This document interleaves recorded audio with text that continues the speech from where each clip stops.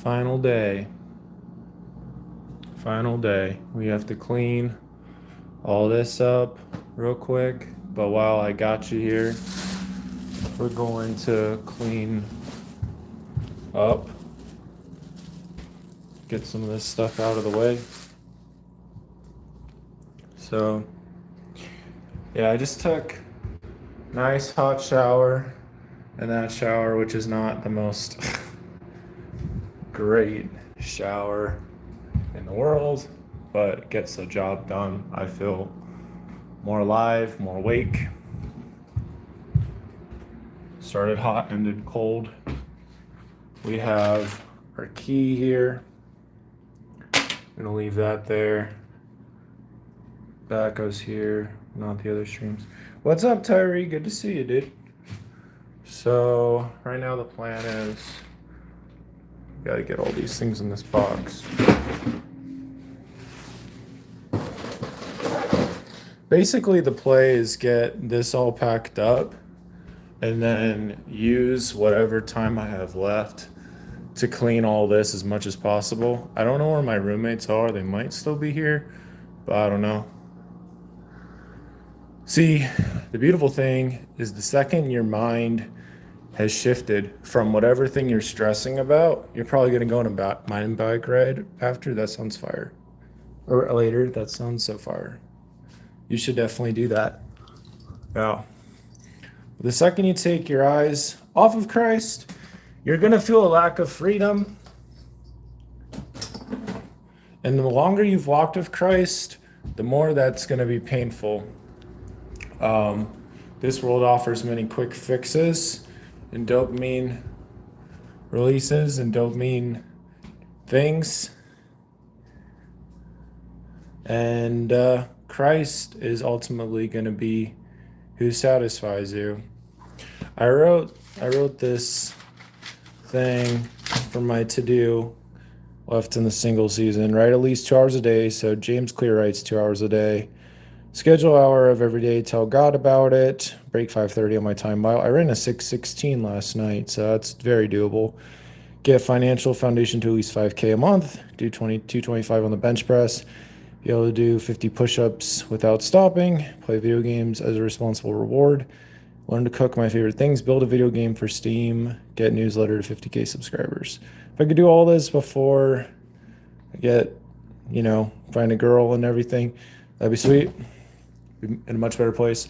But I know that even if I had all those things right now, snap your fingers, I would not feel completely fulfilled. Like, my greatest fulfillment comes from following Jesus Christ. It comes from doing the things that he would do if he were in my situation. What Christ would do in my situation? Well, I know he'd be looking out for others. I know he'd be guarding his peace. I know he'd be making time for the things that he truly enjoys. And there's been times I've done that. I've done pretty good at that. Then there's been other times where I've not been very good. Shower thoughts are so peak. I had some thoughts of like things I could pray about and everything else for when I move out. I'm really crossing my fingers that my next shower will be better. What's up, Jonathan? But yeah, this is it, folks. We're moving out. Moving out. So that looks pretty clean to me. The main thing I think we really need to clean, we need to clean this toilet and probably need to clean the shower a little bit. Yeah, it's been a pretty solid day. Can't complain. God is good. And there's a bunch of the other stuff. I did have some eggs and some other things. Probably later. Sounds good, dude. Have an epic time. I think the plan is just to pack a lot of this up. Hopefully I'll still be live. Well, I go for 30 minutes is the minimum. So basically, yeah. So we'll go for at least 30 minutes. So if not, I'll be on tomorrow. There's my current mile. That's my current mile record was 5:39. I was about to screenshot it, but my brain will remember that. Yeah, 5:39. Sounds good. Sounds good. Yep. All right. I think with the remainder of our streaming time, I think I underestimate how helpful it is. What's up, Phoenix and family? To go live and just talk about things. I don't know. I've been really in my head. Look, we have some bubbles, so that's fun. So we have the window washing supplies. We can put all this in this bucket. Got my shoes. Gorilla. Hello, Gorilla. Yeah, this room. I'm moving out. You changed the profile picture, I noticed. Yeah, it's a dog. That's great. That is great. But yeah, going back to like what Jesus would do in my situation, because I think that's a interesting thought. He would certainly be respecting boundaries, putting himself out there, enjoying the journey, taking care of himself. It's a husky. That's cool. Huskies are cool. Yeah. Let's see what else we gotta do here. Ooh, how's the microwave looking? Ooh. Probably clean that out. I think basically what I'm doing right now is I'm just kind of like priming my brain for what we're gonna do once the live stream ends. And we're also packing up a couple things. Might be worth to do a fast Bible study. That's your dog? Oh, that's awesome. Let's do a really fast Bible study thought thing.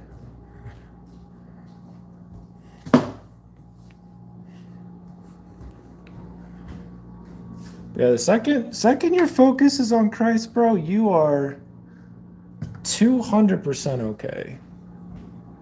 It's going to help you have the thoughts you need to have.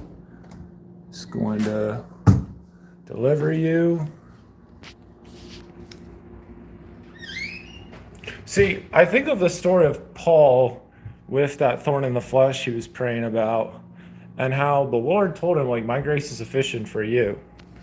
So Paul was still tempted, obviously, but Christ said, my grace is sufficient for you. That's what we need to keep in mind with regardless of what happens. You already moved out, now I'm in your new house. Oh, wow. We're both moving. All right, where are we going today? I think, I don't know, just let the Spirit lead, I guess. You know what? I'm feeling the Matthew 17 today. I really am. This is a humbling pill kind of scripture. Or not 17. 17 is the Mount of Transfiguration, which I honestly don't know a ton about. I need to learn more about that. We're going to be in Matthew 18, which is the next verse, or next chapter, excuse me. At the same time came the disciples unto Jesus, saying, who is the greatest in the kingdom of heaven? Jesus called a little child unto him, and set him in the midst of them, and said, verily I say unto you, except ye be converted and become as little children, you shall not enter into the kingdom of heaven. So Christ is saying, hey man, you got to become like a little child. Be humble, be teachable, right? And I think one of the biggest things is like that obedience, walking with the parent. Whoso shall receive one such little child in my name receiveth me. Whosoever therefore shall humble himself as this little child, the same is greatest in the kingdom of heaven. So humble yourself as a little child. Whoso shall receive one such little child in my name receiveth me. Whoso shall offend one of these little ones which believe in me, it were better for him that a millstone were hanging about his neck and that he were drowned in the depths of the sea. Jesus is not playing around with these words. He's saying, if you're offending one of those little ones, you're not treating them well, right? Saying unkind things about them. It's better for you that a millstone were hanged about your neck than you just got drowned, because he has no space for that. Woe unto the world because of offenses, for it must needs be that offenses come. But woe to that man by whom the offense cometh. Wherefore, if thy hand or thy foot offend thee, cut them off, and cast them from thee. It is better for thee to enter into life halt or maimed, rather than having 2 hands or 2 feet to be cast into everlasting fire. Yikes. Yeah, it's like, if there's some part of you, so you're saying like, don't offend little children, of course. I think of this like kind of the inner child, right? You don't want to offend the inner child. You don't want them to feel unsafe. We all have a little inner child in us, right? So it's like, if there's some part of you that's harming the inner child, preventing them from feeling truly safe and seen, secure, well fed, heard, felt, play, fun, all those good things. If there's some part of you that's offending you, offending that, we need to cut that off. It's not supposed to stay. Refrain, forsake, staying away from what is truly not going to help you. It is better for thee to enter into life halt or maimed, rather than having 2 hands or 2 feet to be cast in everlasting fire. If thine eye offend thee, pluck it out, cast it from thee. It is better for thee to enter into life with 1 eye, rather than having 2 eyes, be cast into hellfire. And this again goes along with the double-minded man's unstable in all his ways, right? If you're saying one thing and doing another, that's obviously not good. You obviously can't maintain 2 lives. Like, you can't be super locked in with God and also be making space for sin and temptation, because temptation is going to keep knocking. It's going to keep happening, but you don't have to open up the door, and you don't have to look around and see who it is. You already know who it is. You don't have to do that. You can just let them knock and kind of make a beat out of it, just like dun, dun, dun. It's like, it's just not worth it, because it's only going to destroy your peace. It's only going to throw off your game. It's only going to hurt you. Take heed that you despise not one of these little ones, for I say unto you that in heaven their angels do always behold the face of my Father which is in heaven. For the Son of Man is come to save that which was lost. Wow. Love this so much. You're new to voodoo. Nice. Okay.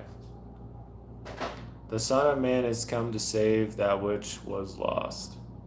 How think ye, if a man have 100 sheep, and one of them be gone astray, doth he not leave the 99, goeth into the mountains, and seeketh that which is gone astray? And if it so be that he find it, verily I say unto you, he rejoiceth more of that sheep than of the 99 which went not astray.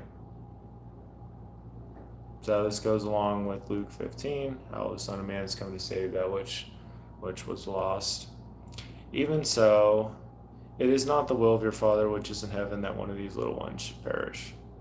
So it is not the Father's will that any of us should fall into sin, should make space for any of these things and experience spiritual death here or in the life to come. That's not his Father's will. There's another verse that goes along with this, and it says that it's your Father's good will to give you the kingdom. And that's also a humbling thought. Moreover, if thy brother shall trespass against thee, go and tell him his fault between thee and him alone. If he shall hear thee, thou hast gained thy brother. But if he will not hear thee, then take with thee 1 or 2 more, that in the mouth of 2 or 3 witnesses every word may be established.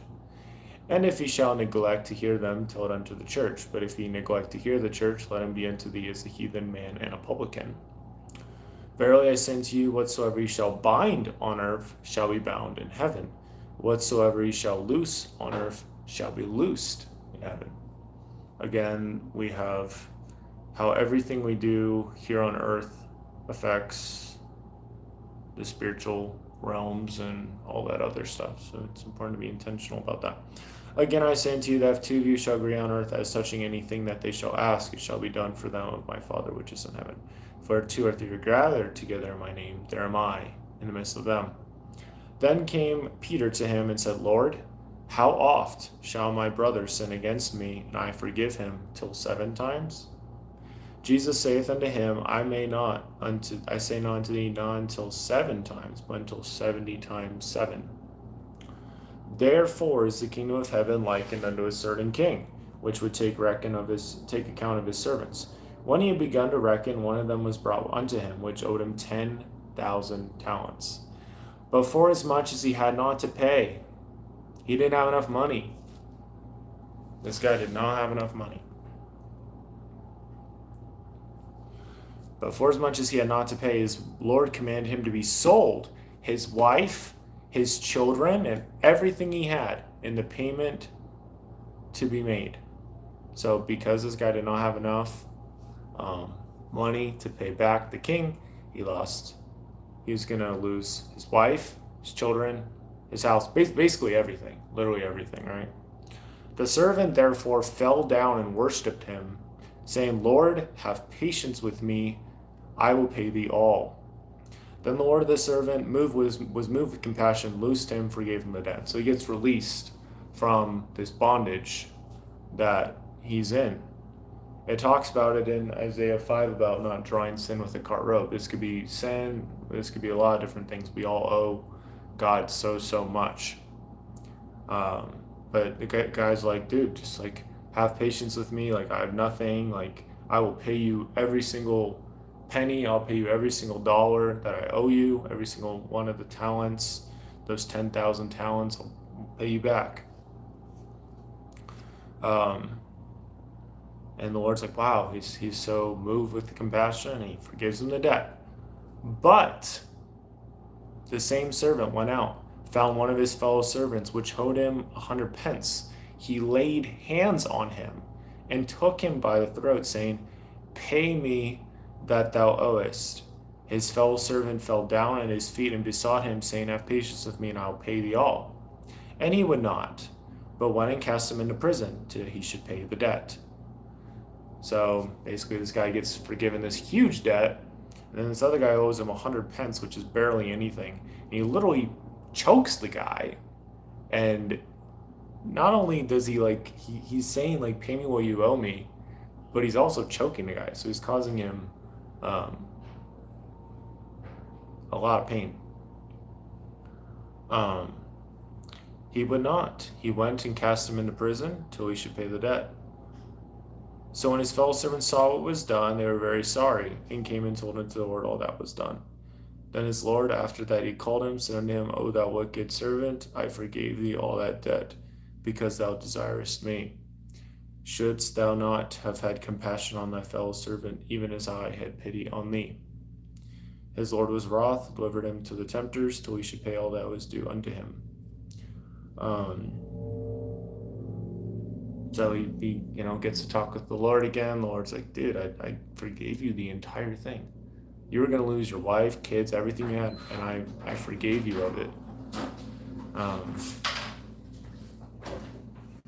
He's like, shouldn't you have been compassionate on your fellow servant? Because I helped you out, right? I helped you with this huge debt. Now you have this other person that owes you a little bit of money. Why are you being so hard on him? Like, shouldn't you have had compassion on him? Because I had pity on you. So it switches around, basically. This guy went from having a ton of freedom and a life given back to him to losing it all again. So likewise shall my Heavenly Father do also to you, if ye from your hearts forgive not every man their trespasses. So the heart part, I think that's the key here. It's like you have to forgive them in your heart.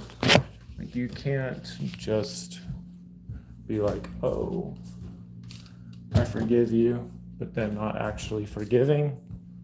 When you bring them, like when they're in a new situation or a new spot, you gotta have compassion.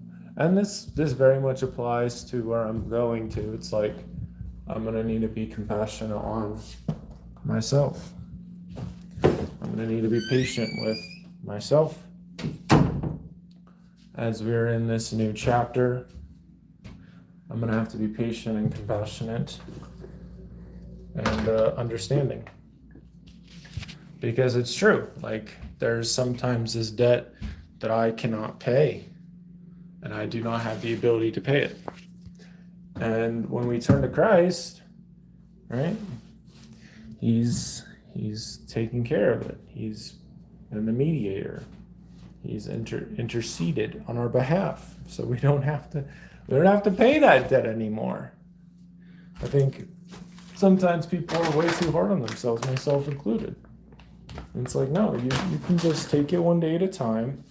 It's all gonna be okay. There's been so many things that have happened in my life that was a result of me not being compassionate or patient with myself. And guess what? It's still worked out. We're still building up momentum with this. The Lord is filling me with His peace and hope. So it's like, it's going to be all right, you know? The very thing that you might be struggling with, He can use that to build up the kingdom and obviously to bless lives and stuff. So, yeah. Life happens fast, so don't. Ooh, I probably should go on a walk. Because I need more steps. Shoot. I took this off the thing. All right. I like this verse a lot, though. It's like, dude, I forgave you the whole thing, the entire thing. You can just go on with your life, even though because of justice, you're gonna have to pay the whole thing. But then it's just all forgiven him. I know for me, it's like, what the heck? But yeah, that's God's heart, helping you let go of things so you can live a better life.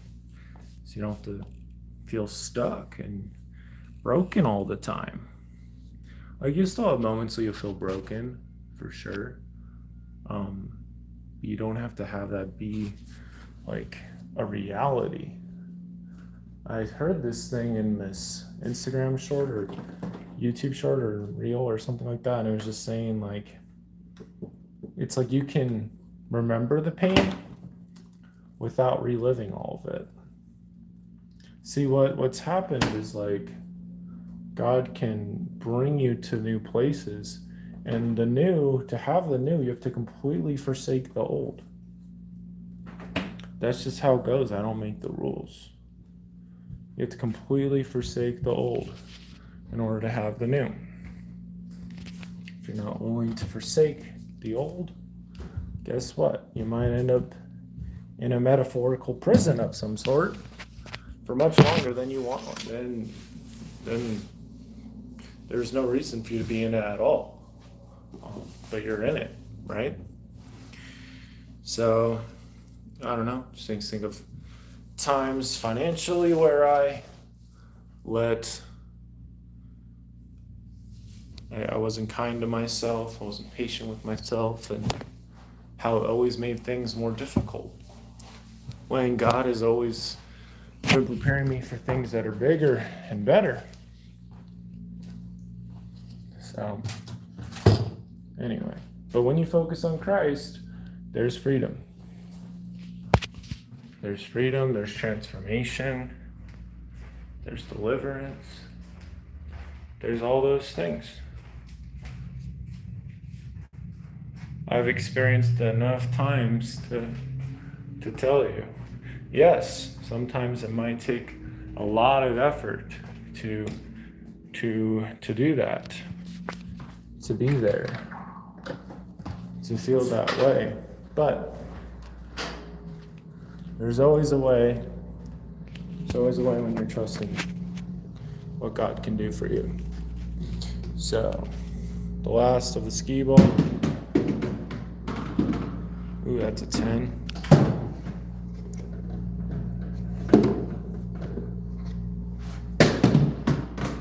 a 30.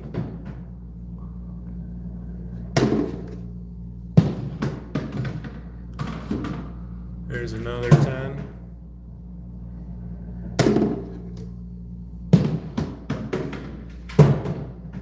There you go. I think we'll just go for one more. Oh man. It's kind of hard to see with the glare. It's kind of tough to see. I think that was the 100. So, yeah, folks, this is it. So, next time you see me, be living at my new place, and I think the mindset is to really treat myself like the man I'd like to be in the future. Like, treat myself like I'm already at that level. And that's obviously not easy. It's gonna come down to rewarding myself better. Like, I did some good packing today. We did a little bit of cleaning. It's like we need to reward that effort. And with high density fun, not low density fun. You know, if I spent all the time that I've been spending consuming other people's content, making my own, I feel a whole lot easier and better because I just have a lot more traction on stuff. Like, you can't get any traction on stuff if you don't post anything. So, yeah, no, I think that's gonna be the real key. Having compassion, mercy on myself, as the Lord has pity and compassion on me. That starts with just being a lot more intentional with your time, just all kinds of things. It's really an infinite game, and it's important to see it as a game, see it as play, see it as, like, you know, you're showing up for yourself. It's so vital not to waste the talents you've been given. So,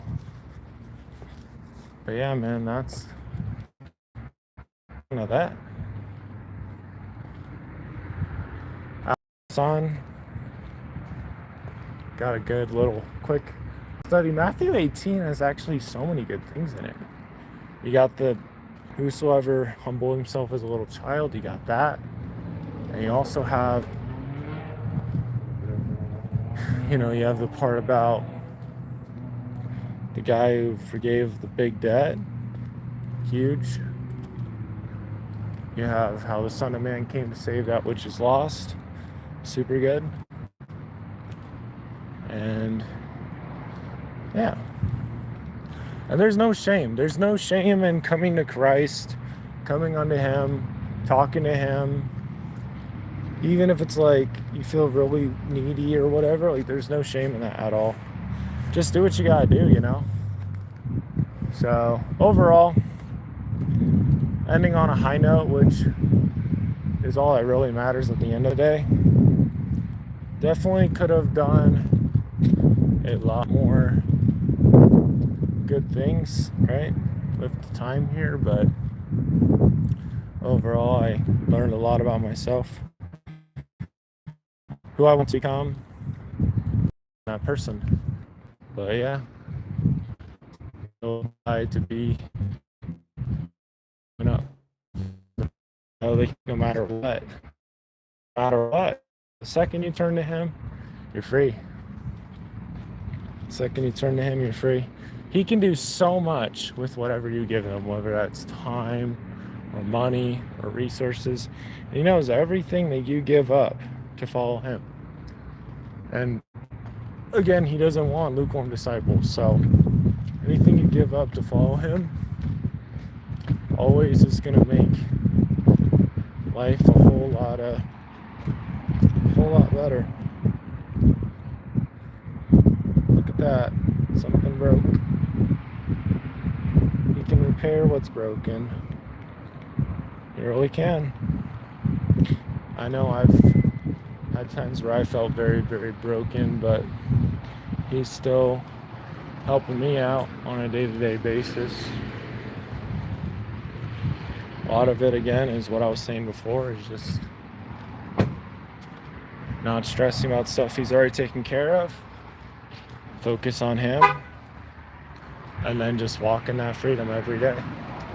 Walk in that joy and that clarity and that calling every day. Freedom. Deliverance from what you previously were struggling with. So, anyway, catch you guys later. Got a lot of work to do, and just gotta enjoy the ride. Keep turning to Christ because He knows what you need, and yeah, just move forward. So, but thanks for watching. Better days ahead. I'll catch you later. Bye-bye.